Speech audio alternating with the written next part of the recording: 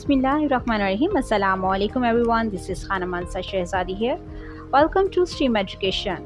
Dear teachers and students, we are reading Busy Bee Mathematics Prep class, and in this video we are going to learn about take away from 4. 4 में से 0 निकालेंगे, take away करेंगे, क्या आएगा 4.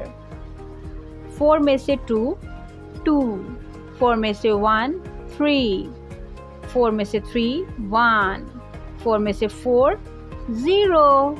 इसी तरह से हम पूरे पेज को कंप्लीट करेंगे.